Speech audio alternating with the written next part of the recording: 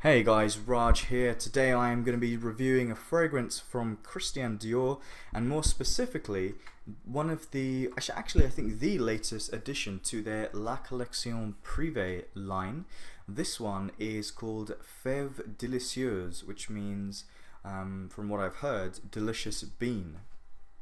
So, this is a fragrance created by Francois Demarchi, and it's scented, or you could say almost inspired by a tonka bean. So that is the main note here. It's definitely the main note, the main player, and a lot of the other notes and accords revolve around that.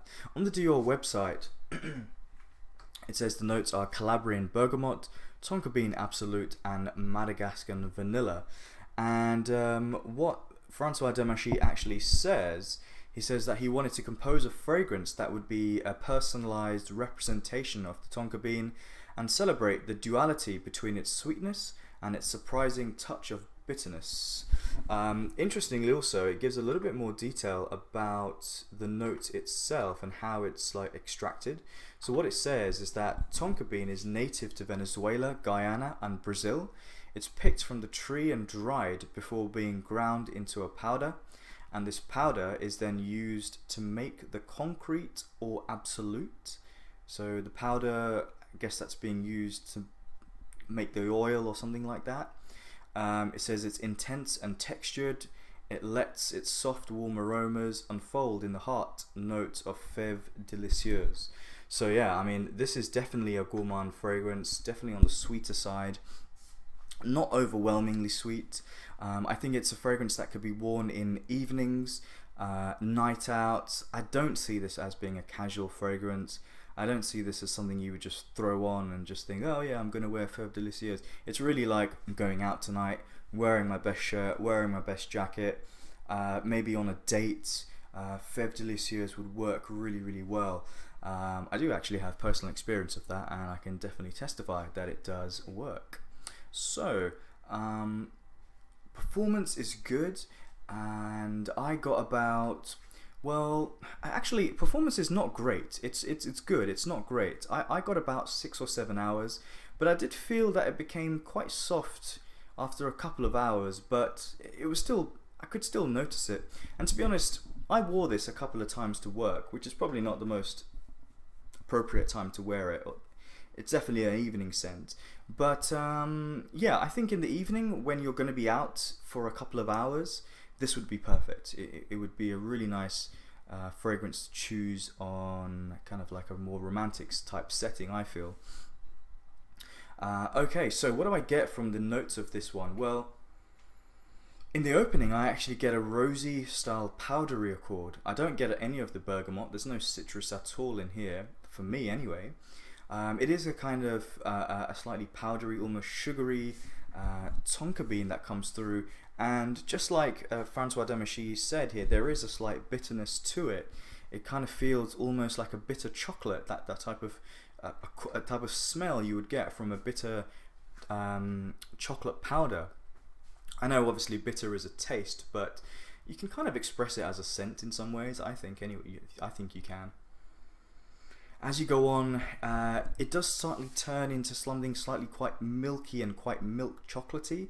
I think it's a mixture between the vanilla and the tonka bean kind of almost melting together to give you this really, really addictive accord that really pretty much lingers on the skin for the entirety of the fragrance, pretty much from start to finish.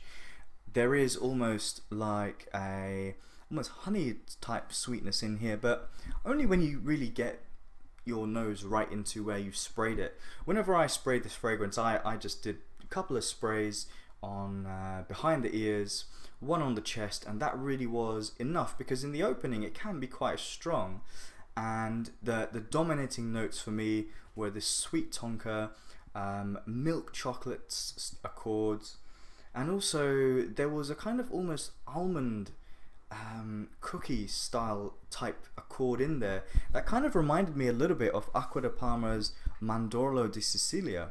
It was slightly milky, and yeah, they're not exactly the same, but definitely a little bit similar. Two fragrances actually that, well, one that has been compared to this one from the house of Guerlain, and that is Tonka Imperial, which is, I would say, I prefer it. I think it's better. There are definitely comparisons. They go off in different directions. Also, one from the House of Guerlain, which I haven't heard anyone mention, is Gourmand Coquin from the Les Elixir Chanel line, which is a more slightly tea, pepper and chocolate, that type of accord. And it kind of does give me that feeling in Fève Délicieuse.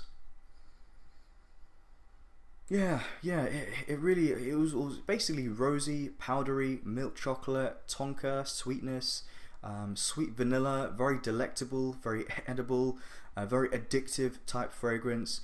Good performance, not great, nighttime, dates, romantic. That pretty much is the review right there. So guys, let me know your thoughts on Christian Dior's Fève Délicieuse from the La Collection Privée. How does it compare to other ones in the line? I know that Bois d'Argent and Oud Ispahan are probably the two most talked about. There are a few others in there that I mentioned also. I think actually this is probably my favorite, probably up there with Bois d'Argent, and definitely is on the to buy list. I don't know when I would buy a bottle of this, but you never know what might happen.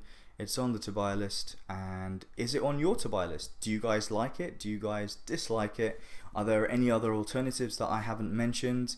Let me know. I'm going to give it a rating of 8.5 out of 10. Really good release from Dior. And thanks for watching, guys. Take care. See you soon. Bye.